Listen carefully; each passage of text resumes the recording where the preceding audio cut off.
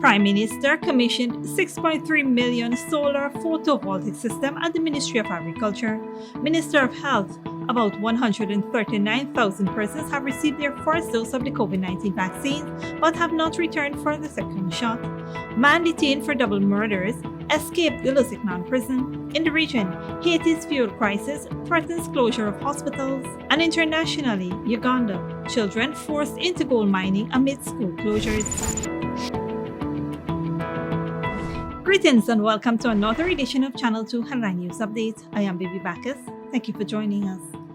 Capilio Gangadin tonight is on the run after his daring escape from the Lusignan prison. The 24-year-old was detained on double murder charges, inexplicably went missing after a routine check around 4:05 this morning, according to Acting Director of Prisons, Nicolas Elliott. The prison service verified in a statement that Gangadin was confined to the quarantine division of the prison. However, Gangadin somehow tampered with the housing unit and gained his freedom. Initial investigations by the prison authorities revealed that Gangadin stealthily made his way to the back of the prison, where he scaled the fence via a clothing pole. Later, he made his way into the farms, where he again climbed over a gate and escaped into the dump site. The Joint Service have launched a search to apprehend the man. Police are seeking your help in recapturing Capilio Gangadin. If you have any information regarding Gangadin's whereabouts, please contact the nearest police station or call 911. Citizens are also warned by the Ghana Prison Service that helping and abating an escapee is a criminal offense. Capilio Gangadin appeared in the Covent-John Magistrates Court last Wednesday and was remanded to prison on 2 counts of murder. He was charged with the fatal stabbing of Ganesh Prasad on October 15, 2021, and the murder of a 24-year-old fisherman Mukesh Mangra on January 18, 2020. On Wednesday, Prime Minister retired Brigadier Mark Phillips commissioned a $6.3 million solar photovoltaic grid-tied system at the Ministry of Agriculture in Brickdam. The system provides 10 kilowatts of grid-tied solar power to the Organization of the American States and 20 kilowatts of grid-tied power to the Inter-American Institute for Cooperation of the Agricultural Office, both in the compound of the Agriculture Ministry. During the commissioning ceremony, Prime Minister Phillips said the world is running out of time to fight global warming. The grave truth is that we are running out of time. So governments must heed the global call to build momentum, to increase investment in green infrastructure. Prime Minister Phillips, who has responsibility for the energy sector, emphasized the critical role of renewable energy. Renewable and clean energy play a pivotal role in fostering economic development, energy security, job creation, and poverty alleviation in a cost-effective manner, while contributing to climate change mitigation. I spare no time in stating that this commissioning demonstrates a step in the right direction for our country. The step is towards a low-carbon future. The project is a collaborative venture between the Ghana Power and Light Incorporated and the Organization of American States and the Inter-American Institute for Cooperation on Agriculture.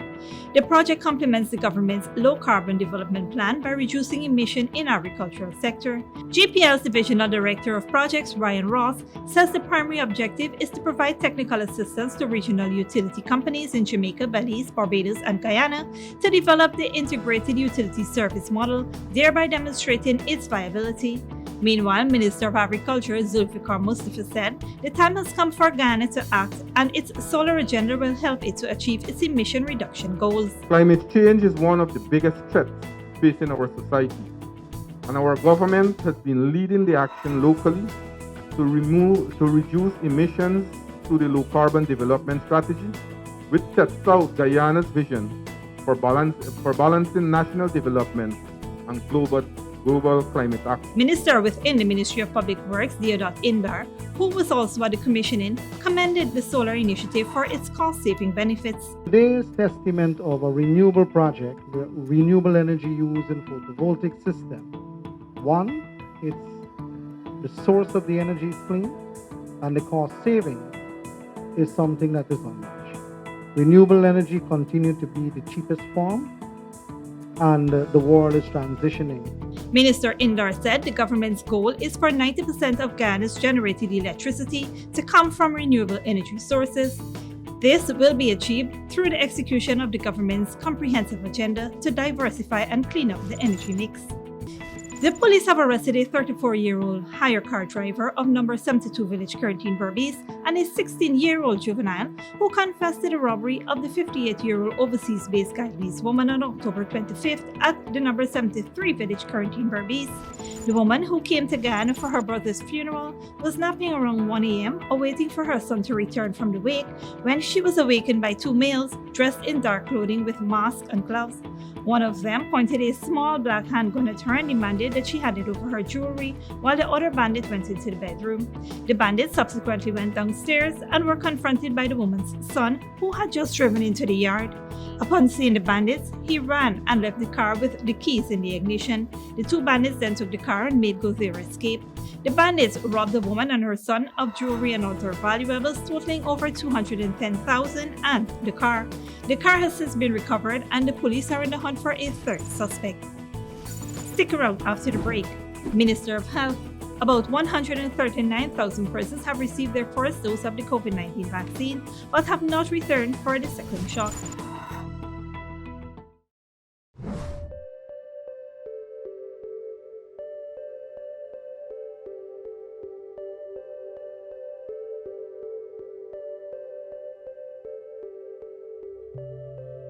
Good girl forget things. What's the problem, Granny? I want money for borrow for those surgery. I was dancing and I fall and fracture my hip. If you need some quick money, you should check Lender's Jewelry and Pawn Shop. Lender's Jewelry and Pawn Shop, Lot 238 South Road Border, Georgetown. Get jewelry made to order in just 72 hours. We also accept vehicles. Lender's, best rates, longest payback period. Boys, I get through. Plus, I could dance again. Lender's Jewelry and Pawn Shop. Welcome to Kissoon's Furniture. Find everything you need for your home and more under one roof in our newly decorated showroom. Our locally crafted furniture has been perfected over the last 60 years. From our hands to your home, we also bring to you our newly introduced lines of imported furniture and sleep center, where you can find a wide range of beds and mattresses. Kissoon's Furniture, furnishing homes for over 60 years. Alabama Trading has everything you need every day. The best brands at the lowest prices. And right now, you can save much more on a larger range of food products and everyday essentials. Choose from our extensive array of fresh and packaged food items. Plus, there's a huge variety in ladies' handbags and accessories, children toys, backpacks and school bags, bicycles, rugs, outdoor and indoor furniture, cleaning and sanitizing products, and so much more. Alabama Trading. Better products, better prices. When you need money and you gotta get it fast, Creative Jewelry and Pawn Shop is the place for that confidential transaction in a quiet and secure location. You'll get the highest value per pennyweight for your gold and also enjoy the lowest interest rates and longest payback period too. Yes, for that instant transaction to solve a pressing financial problem. That Creative Jewelry and Pawn Shop, 46 Boyle Place, that's between the Ministry of Housing on Brick Dam and White Castle Fish Shop. Be your first and only choice. Creative Jewelry and Pawn Shop, safe and sound, solid and secure, always there for you. Telephone 231-7878 and 223-8955. Smart Minds Educational Institute, offering preschool, nursery, and primary levels. Finally, a school that is every parent's dream. Located at 69 Crow Street, offering academic excellence, trained qualified teachers, small class sizes, personalized gear, and one-to-one attention for your little ones. At Smart Minds, register for full-time or evening classes, daily practice pass exam papers for proficiency at the grade 2, 4, and 6 assessment, and CSEC exam preparedness. Or join our Becca Phonics reading and writing program. So if your child is for preschool, nursery, or primary level, come to Smart Mind, located at 69 Street, or call 231-4885 or 600-9229 to enroll now.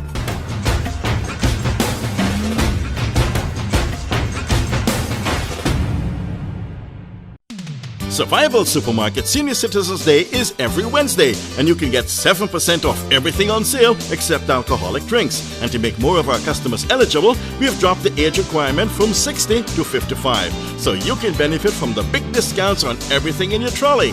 Yes, Survival Supermarket Senior Citizens Day gives you 7% off every Wednesday, if you're 55 and older, of course. Just walk with your ID card as proof of your age, and then shop, shop, shop at Survival Supermarket.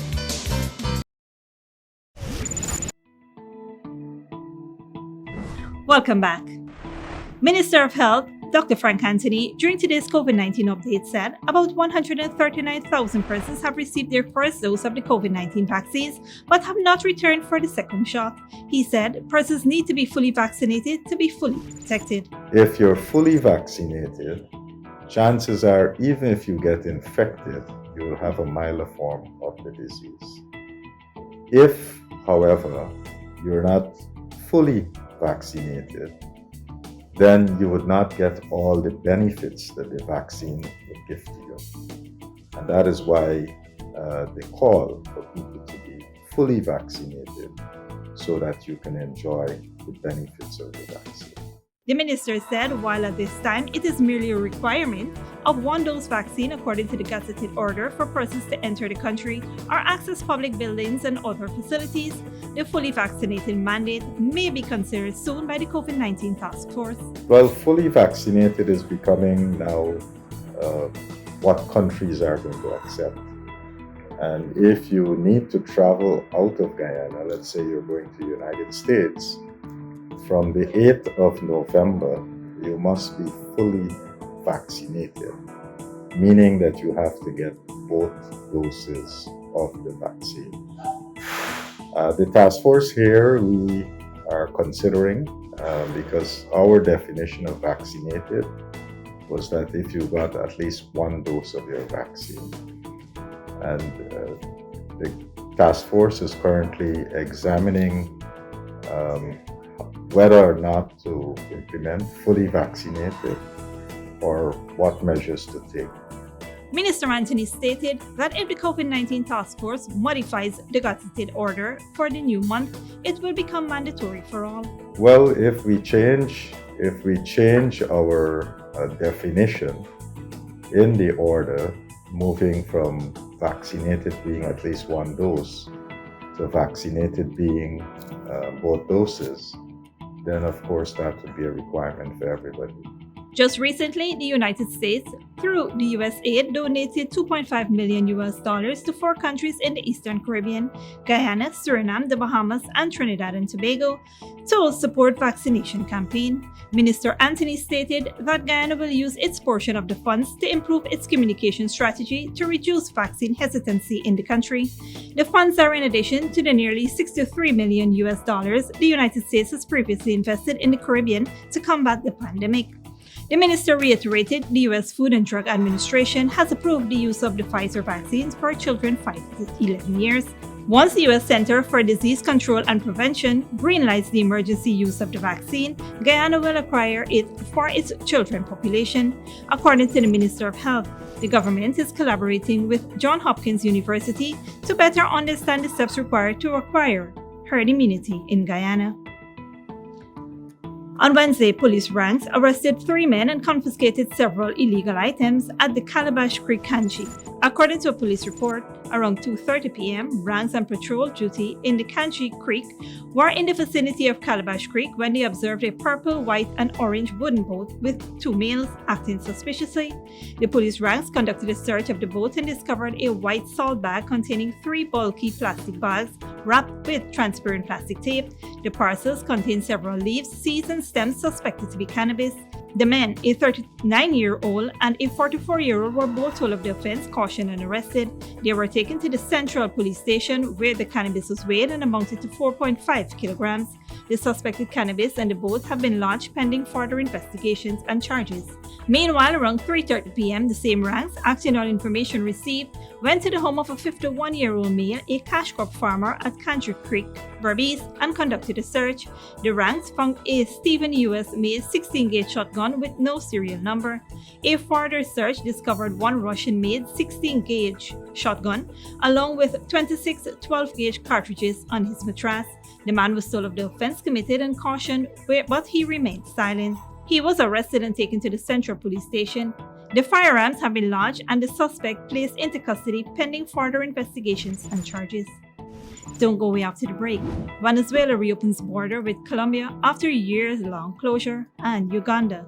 Children forced into gold mining amid school closures. But before then, here's the bridge retraction schedule.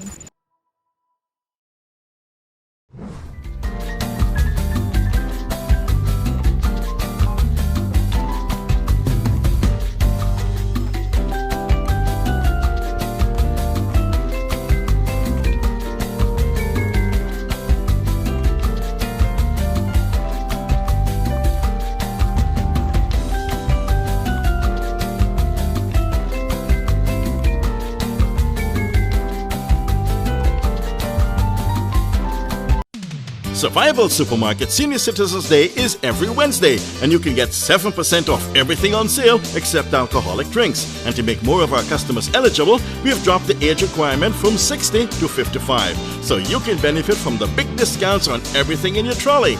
Yes, Survival Supermarket Senior Citizens Day gives you 7% off every Wednesday, if you're 55 and older, of course. Just walk with your ID card as proof of your age, and then shop, shop, shop at Survival Supermarket. When you need money and you gotta get it fast, Creative Jewelry and Pawn Shop is the place for that confidential transaction in a quiet and secure location. You'll get the highest value per pennyweight for your gold and also enjoy the lowest interest rates and longest payback period too. Yes, for that instant transaction to solve a pressing financial problem. That Creative Jewelry and Pawn Shop, 4-6 Boyle Place, that's between the Ministry of Housing on Brick Dam and White Castle Fish Shop, be your first and only choice. Creative Jewelry and Pawn Shop, safe and sound, solid and secure, always there for you. Telephone 231-7878 and 223-8955.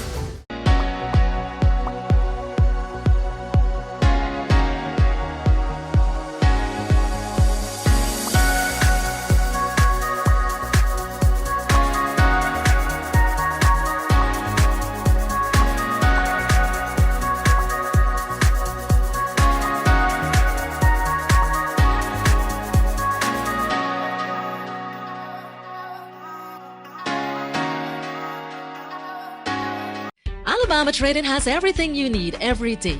The best brands at the lowest prices. And right now, you can save much more on a larger range of food products and everyday essentials. Choose from our extensive array of fresh and packaged food items. Plus, there's a huge variety in ladies' handbags and accessories, children toys, backpacks and school bags, bicycles, rugs, outdoor and indoor furniture, cleaning and sanitizing products, and so much more. Alabama Trading. Better products, better prices.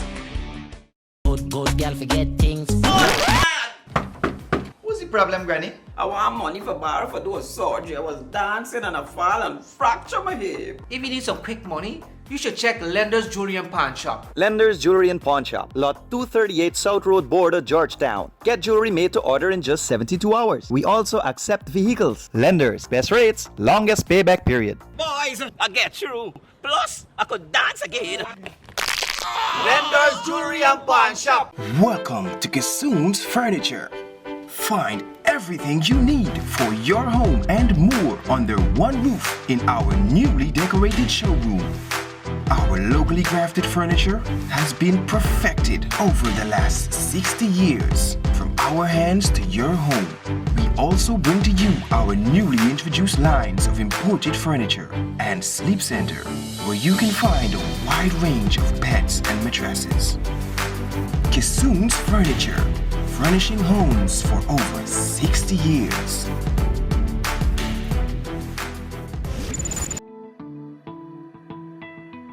Welcome back. Now we take a look at news in the region and around the world. In Haiti, the poorest country in the Western Hemisphere, providing healthcare is difficult even in the best of times, but these are the times of crisis. Gangs have blocked ports, creating a fuel shortage. Dozens of hospitals have warned that they may have to shut their doors in the coming days due to the fuel shortage.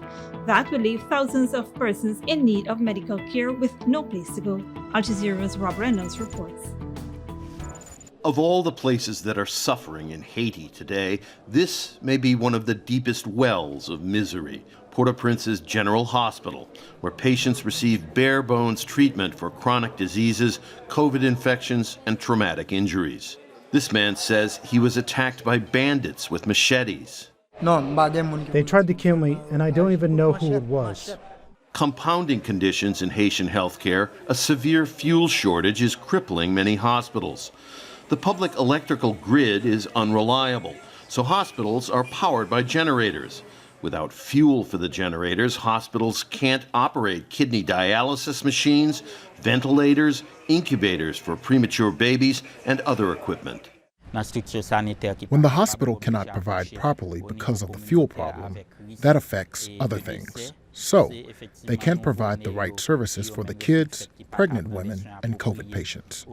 Many hospitals are now near the end of their supplies. Some 40 hospitals have sent a message to UNICEF saying that they may have to close immediately. Is this true? What's the situation there? Will hospitals close? There are a lot of hospitals that will close because they can't find fuel, so they can't function.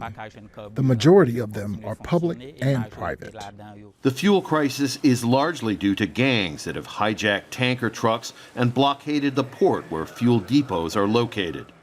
Dozens of hospitals have warned that they may have to shut their doors in the coming days as a result of the fuel shortage, and that would leave thousands of people in need of medical care with no place to go. Mylène Bien-Aimé has come to the hospital bringing food and clothing for her 20-year-old nephew, who is suffering from severe diabetes. You have to buy everything for them. My nephew is a diabetic, so he needs medication, but everything is shut down. UN agencies and Haitian authorities are trying to create a sort of humanitarian corridor to get fuel to hospitals. But unless there's a breakthrough, the consequences may be dire. If the situation continues, the day will come. This weekend coming up, with hundreds of complications and deaths. In a country full of suffering, with a government that has virtually ceased to function, the prospects for these patients and many other Haitians is bleak. Rob Reynolds, Al Jazeera, Port-au-Prince. In South America, a bridge between Colombia and Venezuela has been reopened after being closed for several years because of a political disagreement between the neighbors. Colombia is a key destination for some 1.8 million Venezuelan migrants fleeing poverty and economic collapse in the country. Venezuelans will now be able to cross and find goods they cannot buy at home. Al Jazeera's Alexandria Rampietti reports. 3 weeks after first announcing it, Venezuela's finally reopened former border crossings with Colombia for pedestrians. And the Simón Bolívar International Bridge is again brimming with activity as eager Venezuelans cross in search of goods and health services. Thank God. This is real progress. It's a big advantage because crossing through the illegal trails is tough and dangerous, especially for the sick and elderly. Colombia opened its side of the border on June 2nd, but it's limiting entry to keep daily numbers under control. While authorities policed some of the illegal crossings, often controlled by criminal gangs, that thousands used during the closure. Being able to cross legally and safely is a huge relief for people on both sides of the border, but many here hope this will also be the first step towards a restart of commerce and trade that could jumpstart an economy that was badly hurt by years of closure. About time they took this step now. Let's hope it will be fully restored. We have a lot to gain from more trade and more interchange. Former Congressman Freddy Bernal, who's been given the title of border protector by the Maduro government, came to the bridge to check on the proceedings and called on the Colombian government to reopen trade. The Colombian side of the border is the region with the highest unemployment in the country. The paralysis has killed thousands of jobs and businesses. We are ready to restart. The Borders Merchants Association says it has spent more than 2.5 years trying to convince the governments to reopen. It says the closure has meant the end of 1,300 businesses and more than 13,000 jobs in Colombia alone. We understand that the governments in Caracas and Bogota are distant because they have different political ideologies and economic systems. But that doesn't mean that regular people and businessmen can't get together. And we evidently do, in the need to keep the border open. It's time to set aside the differences and regenerate the commercial activities that always existed in our historically open border. Some exporting companies are so anxious to restart that they are already filling trucks with goods like toilet paper to send to Venezuela as soon as they're green-lighted. Politics have long disrupted the codependent economic relationship between Colombia and Venezuela. Now many can't wait to return to some level of normality. Alessandro Ampietti, Al Jazeera, Cúcuta. And internationally, schools in Uganda have been closed for more than a year and a half because of the coronavirus pandemic. That is longer than anywhere else in the world, according to the United Nations. In the absence of education, some children say their only option now is to dig for gold in mines. Al Jazeera's Victoria Gatimir reports. At the Mwero mine in eastern Uganda, 17-year-old Mateus is digging for gold. He says if he doesn't find any, he doesn't get paid. If you come back again, you try another chance. If you have not got, again you go back home. Now sometimes you get little money like 20, 10,000. 10,000 Ugandan shillings is the equivalent of around $2.80. Schools in Uganda have been closed since March 2020, shortly after the first case of COVID-19 was confirmed on the African continent. Some classes reopened in February this year but shut down again 4 months later as the country faced a surge in infections. When COVID came in, schools were closed. Other activities got closed.